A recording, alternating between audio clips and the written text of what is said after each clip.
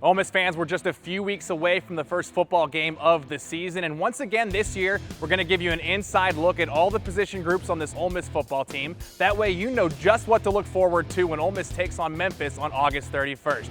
This year, we'll start with the group up front on offense, the offensive line. Head coach Matt Luke and offensive line coach Jack Bicknell have a challenge this camp, replacing multi-year starters on the offensive line like Greg Little, Javon Patterson, and Sean Rawlings. But just because you may be unfamiliar with the new names up front, it doesn't mean there isn't plenty of experience in the room. Well, Eli's been around, and Bryce, and Royce Newman, and of course Ben and Alex played a bunch last year. So we've got some veterans there, and then we've got some young guys that are going to have to come through and play. And it's very similar to what happened 4 years ago when Sean Rawlings was young, and Javon, and Jordan, and Greg Little.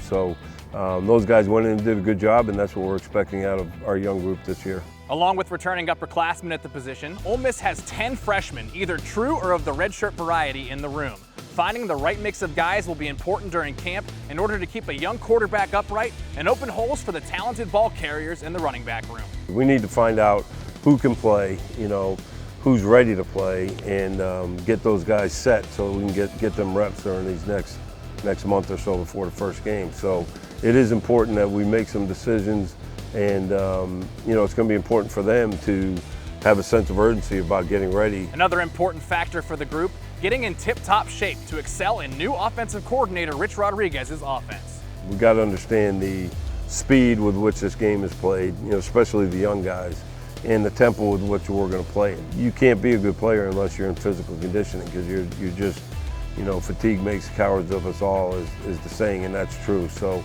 those are the biggest things: get in shape, understand exactly what we're doing for the next month or so.